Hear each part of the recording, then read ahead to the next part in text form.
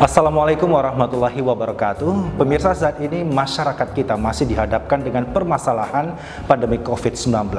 Tingginya angka terkonfirmasi positif, pelaksanaan vaksinasi di lapangan, dan berbagai cerita atau rumor yang masih makin pelik yang dihadapkan oleh masyarakat kita di tengah pandemi COVID-19. Nah, di program Ngopi kali ini, saya mau ngajakin Anda ngopi bersama Dr. Tony Chandra, Kepala Dinas Kesehatan Kabupaten Siak, orang yang super sibuk menangani data, menangani pasien, bagaimana penanganan COVID di lapangan. Dan kali ini saya akan ngajakin Anda kopi bersama beliau di program Ngopi. Ngobrol asik, membahas informasi menarik dan hal-hal bermanfaat yang ada di sekitar kita. Tetaplah di program Ngopi bersama saya, Eki Novemirata.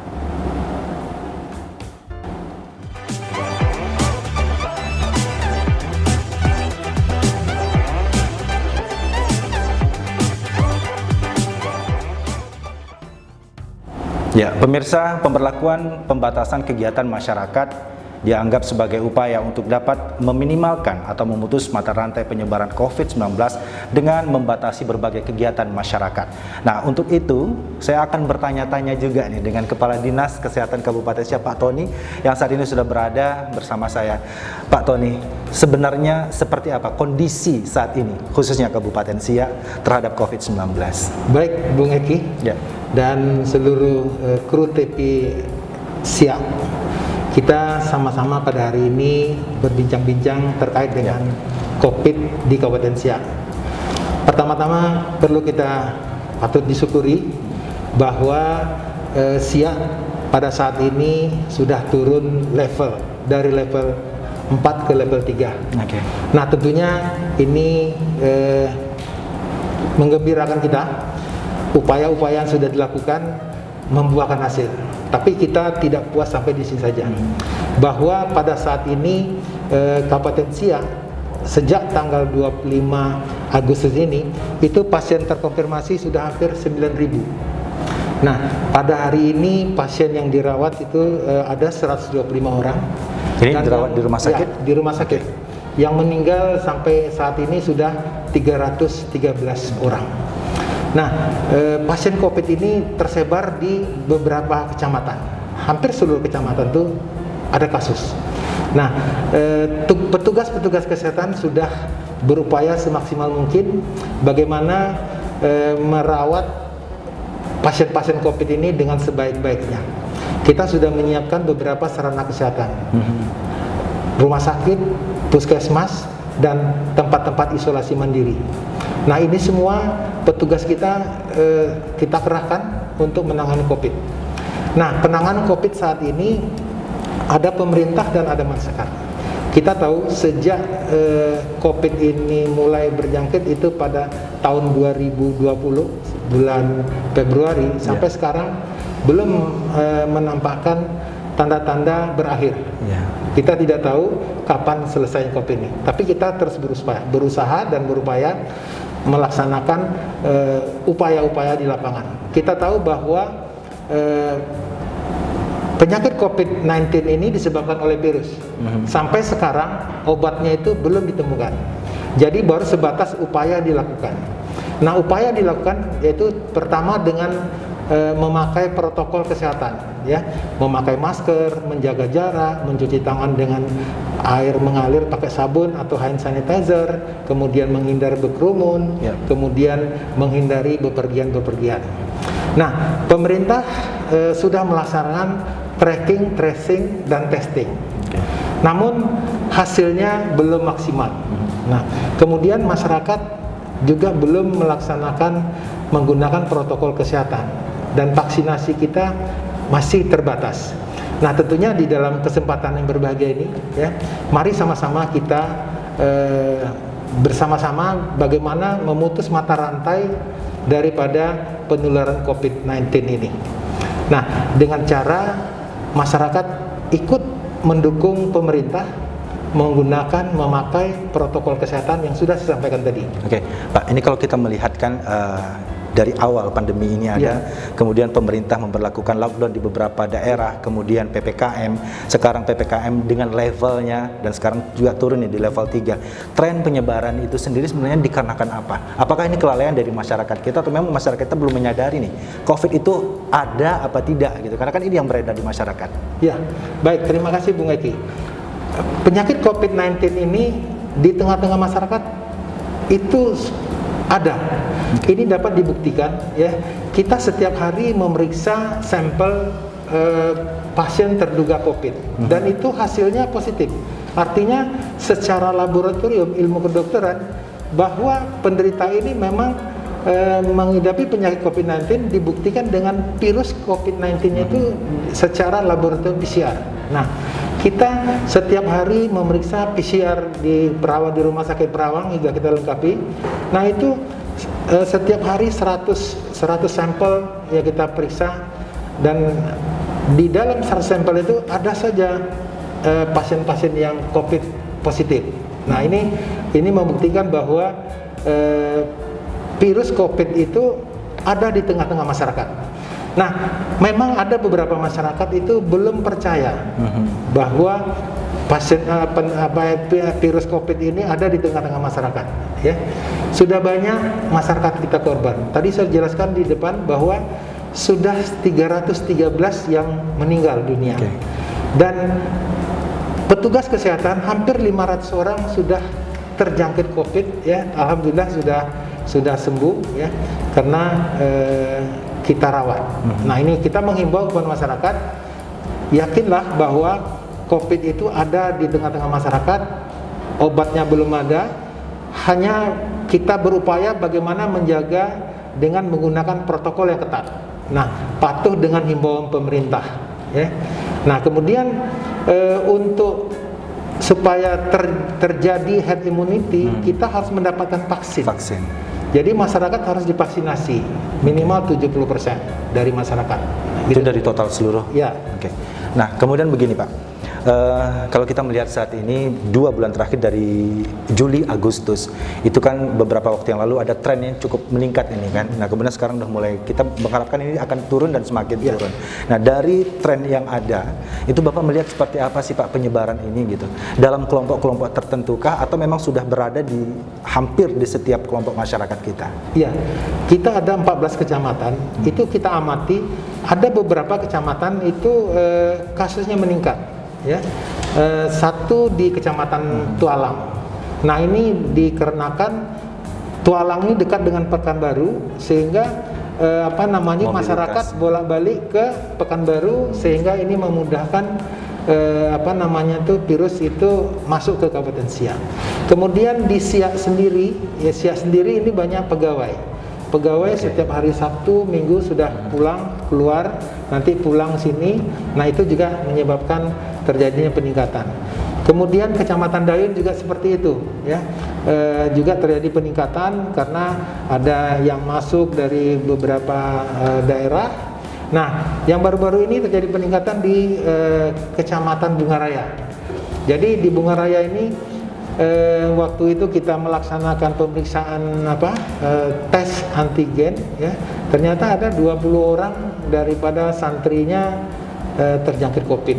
Jadi ini sudah kita lakukan penanganan, kita rawat di asrama haji, mudah-mudahan ada perbaikan.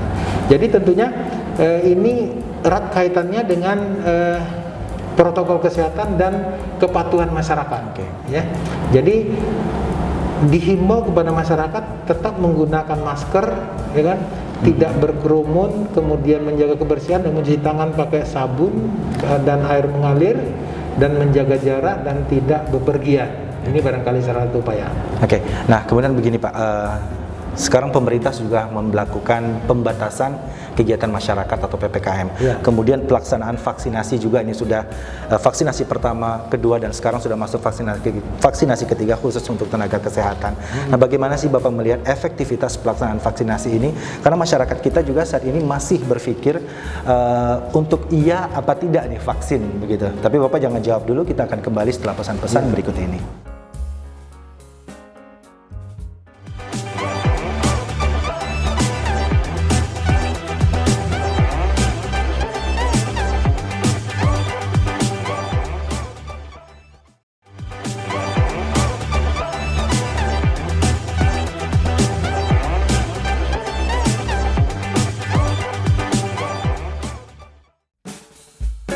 Pemirsa, masih di program Ngopi, membahas hal-hal menarik dan bermanfaat, dan tentu saja masih bersama Dr. Tony, Kepala Dinas Kesehatan Kabupaten Siak.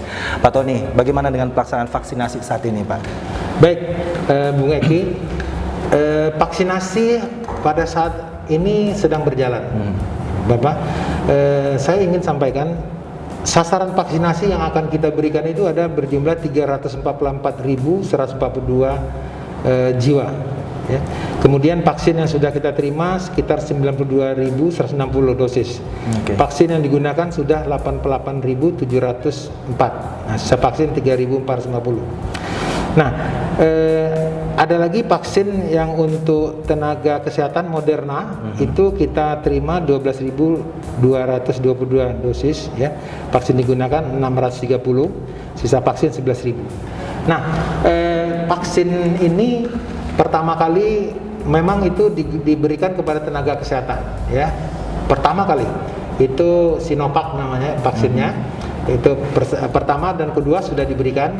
Namun kita lihat masih banyak petugas kesehatan yang terjangkit COVID-19 sehingga perlu diberikan dosis yang ketiga yang Moderna. Nah, untuk masyarakat juga seperti itu, diberikan dosis pertama dan kedua.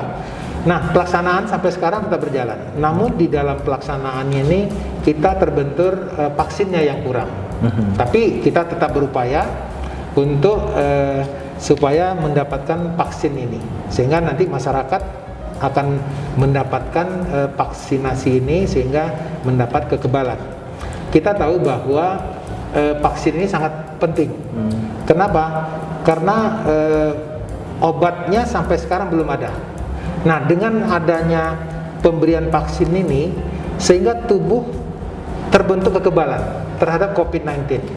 Nah, kita harapkan dengan vaksinasi ini, masyarakat kita terhindar dari penularan COVID.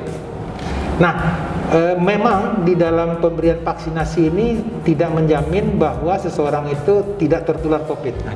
Tapi di dalam pengamatan kami, setiap masyarakat yang sudah divaksinasi, kalau terjangkit COVID-19 itu gejalanya ringan dan tidak menimbulkan kecacatan, dan insya Allah tidak sampai meninggal. Artinya meninggal ini kan urusan Allah Subhanahu Wa Taala. Tapi kami melihat banyak yang selamat dari COVID ini apabila terjangkit. Kalau seandainya dia belum diberikan vaksin, itu biasanya kami amati kasusnya berat, kemudian banyak yang meninggal. Jadi ada dua contoh yang kami sampaikan di sini. Ada satu yang waktu itu belum diberikan vaksin, kemudian kena COVID, berat dia, akhirnya meninggal. Yang satu ini sudah diberikan vaksin, gejalanya pertama kali berat, tapi alhamdulillah dia bisa selamat gitu. Artinya ini satu upaya. Jadi saya mengimbau vaksinasi ini adalah satu upaya yang harus kita lakukan agar masyarakat kita ada kekebalan di dalam tubuh kita, sehingga kalaupun nanti dia kena COVID ini tidak menimbulkan cacat dan kematian. Kita berharapkan gitu. Ya, Pak Tony, ketika kita bicara vaksin, kita juga bicara masalah edukasi kepada masyarakat. Nah, terlebih lagi nih upaya kita sudah dilakukan. Pemerintah sudah melakukan upaya, dari Dinas Kesehatan, tenaga kesehatan juga sudah berupaya untuk menangani COVID ini. Tapi kan kita selain berperang dengan pandemi ini sendiri juga berperang dengan informasi-informasi di luar. Nah, itu yang membuat masyarakat kita kadang enggan untuk mengikuti vaksinasi. Ini bagaimana, Pak? Bisa memberikan edukasi yang memang tersampaikan ke masyarakat kita. Penting vaksinasi itu. Baik, Bu Eki, vaksin ini sangat penting karena ini salah satu upaya kita untuk mencegah terjangkitnya COVID-19 dan memutus mata rantai. Karena dengan pemberian vaksinasi ini, apabila masyarakat sudah diberikan vaksinasi 70% saja, sudah terbentuk herd immunity. Sehingga virus itu tidak akan menyerang masyarakat kita. Itu kalau kelompok. Nah, kepada diri sendiri itu akan terjadi kekebalan. Nah, memang ada beberapa informasi-informasi yang kita dengar bahwa terkait dengan vaksinasi ini. Nah, tentunya saya mengimbau ya, pengalaman kita vaksinasi ini bukan pada saat COVID saja. Banyak terdahulu penyakit-penyakit yang dapat disembuhkan dengan imunisasi dulu. Ada cacar, ya kan, ada campak, ada polio, kemudian ada difteri, yang penyakitnya itu sudah boleh dikatakan hilang di muka bumi berkat imunisasi. Nah, kita mengharapkan juga bahwa dengan pemberian vaksinasi ini penyakit COVID ini akan hilang gitu. Jadi kami mohon kepada masyarakat ya, tentunya mendukung program ini ya. Pemerintah sudah menyiapkan vaksin untuk masyarakat. Tapi alhamdulillah saat ini antusias masyarakat itu sangat tinggi. Betul sekali. Cuman vaksinnya terbatas. Ya, ini kan kita melihat nih setiap kali ada informasi akan diberikan vaksin, baik itu yang pertama ataupun yang kedua, terdapat kerumunan masyarakat untuk mereka menunjukkan partisipasi mereka untuk mendapatkan vaksin. Karena kan vaksinnya ini memang kosong atau gimana. Ini ketersediaan itu sendiri seperti apa sih Pak untuk Kabupaten Siak? Ya, tadi sudah saya sampaikan di depan bahwa penerimaan vaksin kita 92.000 dosis ya. Sudah digunakan 88.000 dosis. Ya. Kalau 92.000 dosis ini baru sekitar 30%. Oke. Sementara kalau 334 ini kita butuh kedua kalinya untuk dosis pertama, dosis kedua. Nah, jadi dapat kami sampaikan di sini bahwa untuk vaksinasi dosis pertama itu baru 14%. Nah, yang dosis kedua itu 11%. Nah, kemudian dosis ketiga ini untuk tenaga kesehatan sudah 17%. Oke. Nah, untuk masyarakat sendiri capaian target kita nih perkiraannya kapan Pak? Akan terpenuhi target Nah, kalau vaksin? target dari pemerintah tahun ini harus selesai. Asal ada vaksinnya. Kita petugas kita siap. Siang malam kita berikan, kadang hari Sabtu dan hari Minggu tanpa lelah teman-teman di lapangan itu tetap bekerja memberikan vaksinasi. Masih banyak kegiatan-kegiatan lain yang mendukung COVID ini seperti testing, ya, kemudian pelacakan-pelacakan kontak erat. Nah, ini sudah berupaya lah maksimal mungkin. Namun keterbatasan vaksin ini yang menjadi kendala. Mudah-mudahan pemerintah cepat dapat mengatasi ya, mengirimkan vaksin ke tempat kita supaya ini dapat diberikan kepada seluruh masyarakat. Oke, karena targetnya juga tinggal 4 bulan ya, Pak ya, kalau untuk tahun ini. Oke, nah kemudian mengenai penanganan pasien COVID-19, fasilitas yang dimiliki oleh Kabupaten Siak sendiri ini memang sudah mumpuni Pak untuk menangani pasien-pasien yang terkonfirmasi. Karena kan kita nggak tahu nih Pak, angkanya kadang menurun, kadang juga bertambah. Iya. Baik, kita ada 2 rumah sakit sebagai rujukan COVID. Itu di Rumah Sakit Tengku Rapian itu ada 65 tempat tidur dengan 10 tempat tidur ICU. Oke. Kemudian di Perawang itu ada 10 tempat tidur, kemudian 2 ICU-nya. Ini akan kita tingkatkan di Perawang supaya menambah tempat tidur. Nah, pasien-pasien COVID yang kita tangani itu sudah maksimal. Di Tengku Rapian misalnya sudah ditangani oleh dokter spesialis, peralatannya sudah cukup, kemudian obat-obatan tersedia. Namun dari pengamatan kami, memang kasus yang masuk ke rumah sakit itu kondisinya sudah berat. Okay. Nah, ini mungkin saya menghimbau kepada masyarakat ya. Pertama, kalau ada gejala batuk, demam, sesak, cepat datang ke sarana kesehatan. Jangan menunggu sakitnya berat dulu baru datang. Sehingga kalau sudah berat, petugas kesehatan tidak dapat berbuat apa-apa. Okay. Jadi banyak saya amati pasien yang datang ke rumah sakit terkologian itu dalam kondisi berat, sampai di sana beberapa jam masuk ke ICU yang meninggal. Okay. Nah, ini barangkali saya himbau, karena yang isolasi mandiri itu 90% ada di tengah-tengah masyarakat. 10% yang cuma dirawat di rumah sakit. Artinya 90% ini harus ditangani dengan baik. tentunya tidak cukup saja orang kesehatan, harus ada masyarakat juga, perangkat RT, RW, penghulu.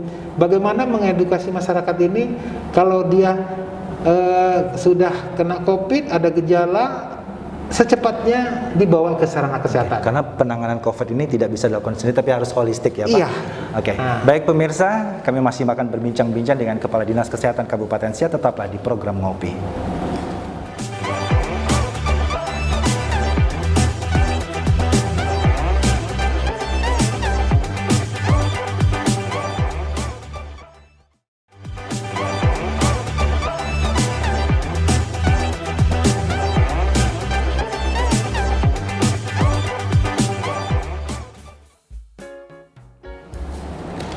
Ya pemirsa, masih di program Ngopi, masih dengan perbincangan menarik seputar COVID-19 bersama Kepala Dinas Kesehatan Kabupaten Siak.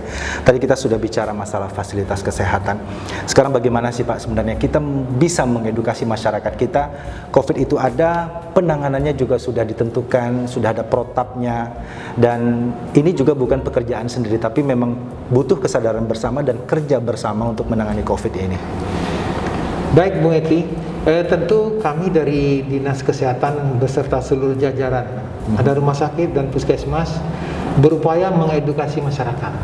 Nah ini tentu didukung oleh tokoh-tokoh masyarakat yang lain, ya seperti alim ulama, pemuka masyarakat, kemudian organisasi profesi, organisasi kepemudaan. Mari sama-sama kita ajak masyarakat bagaimana supaya COVID-19 ini cepat berakhir, ya, dengan mengedukasi bahwa COVID itu memang ada di tengah-tengah masyarakat.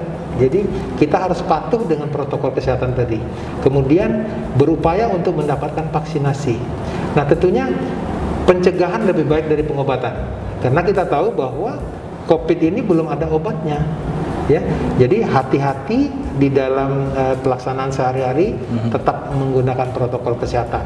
Nah, jadi saya himbau kepada seluruh masyarakat, mari kita patuhi himbauan pemerintah dan juga kepada seluruh petugas kesehatan, jangan lelah, ya tetap semangat memberikan edukasi kepada masyarakat. Ya, ini tugas mulia. Insya Allah kalau diniatkan menjadi amal ibadah.